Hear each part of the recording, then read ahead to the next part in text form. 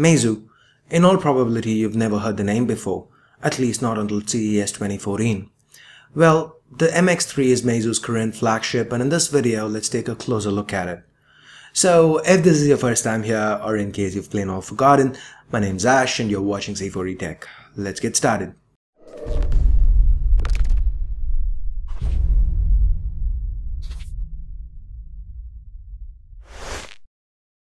Let's start with the build and design. Well, it's obvious where Meizu gets its inspiration from. The build is solid. We have the earpiece, sensors and a 2-megapixel camera on top, a 5.1-inch Full HD display and a solitary capacitive key surrounded by an LED ring at the bottom. To the back, we have the 8-megapixel rear camera, secondary noise cancelling microphone, LED flash, and lower below, the Meizu MX branding and the internal speaker.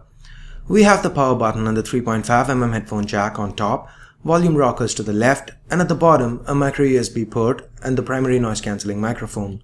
There's nothing to the right.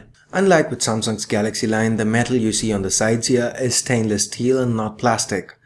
The MX3 is pretty slim at just 9.1mm and weighs in at a decent 143 grams. The hyperglazed polycarbonate back is user removable, which actually takes a bit of getting used to, but sadly the 2400 mAh battery is not user replaceable and there's no microSD card slot here.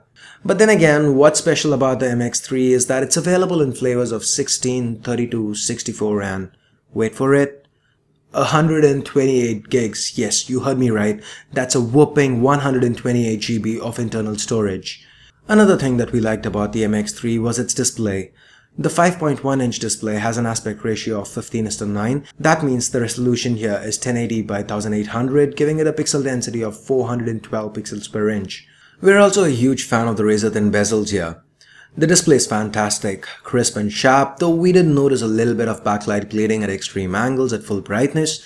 Talking about extreme angles, viewing angles are great here. Sunlight legibility on the other hand is just okay though. Battery life is the MX3's weakest link. It is bad, there's no way around it. Kinda similar to what you'd expect from the Nexus 4. On a looping video playback test, the battery barely lasted 5.5 hours before running out of juice. Underneath the hood, the MX3 is powered by the Exynos 5410 chipset. Yes, that's Samsung's chipset, the same one used by Samsung on the Galaxy S4 i9500. The Exynos 5410 chipset houses two sets of 4 cores. First, 4 high-powered Cortex-A15 cores clocked at 1.6 GHz each, and another set of 4 low-powered Cortex-A7 cores clocked at 1.2 GHz each, with the MX3 switching between both sets depending on the processing power required. GPU duties are handled by the PowerVR SGX 544MP3 GPU, and there's 2 gigs of RAM on board.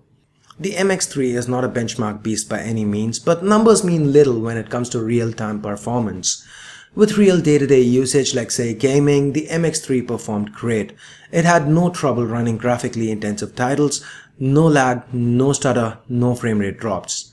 We found the audio quality via internal speakers good, albeit a little low. But the audio via the included earphones was good again. Swap it with a premium pair of earbuds and the quality went from good to amazing. The best on a smartphone that we've ever come across. To me personally, the HTC One used to be the holy grail when it comes to audio output via earphones, but the Meizu MX3 is even better. If you are an audiophile, you're definitely gonna appreciate the Wolfson WM5102 chip and Dirac HD on board. Now moving on to the camera, the 8-megapixel rear camera on the MX3 can shoot some great pictures. Though we ran into the occasional issue with autofocus, the pictures themselves were great. With the dedicated macro mode, shooting close-ups was also a pleasure. The pixel size is bigger than what's found on most smartphone cameras, and what this means to you is that low light performance is pretty impressive too. Gesture capture, or the ability to capture images by waving your hand over the proximity sensor, is a nice touch too. The MX3 also lets you shoot 1080p videos at 30 frames per second. While the high bitrate makes for better quality, it also means a huge file size, about 11 MB per second for footage recorded. Now let's move on to the software. The MX3 brings with it its own take on Android. It's running Android 4.2.2 with its custom Flyme 3.1 UI on top. There is no app drawer here. The main home screen is vertically scrollable and you can continue adding apps to it. The notification bar doesn't pull down all the way, but just the right amount depending on what notifications it has to show. With just a single capacitive key, Meizu resorts to a lot of gestures. Tap and hold the capacitive home key to turn the display off. Tap and swipe with the display off to turn it back on. Tap and swipe with the display on and it mimics the back key functionality. Swipe from anywhere but the home key to bring up recent apps. Swipe up to kill a particular app or swipe down to kill all open apps. From the recent apps, you can also swipe to the left to access the brightness slider and a list of favorite apps. There's a lot of changes here to the point where the base Android underneath is almost unrecognizable. Flyme is also highly themable and there's a lot of themes available from the Meizu store to customize your phone just the way you want it. There are also some noticeable omissions here, like for example pattern unlock or a dedicated way to launch Google Now.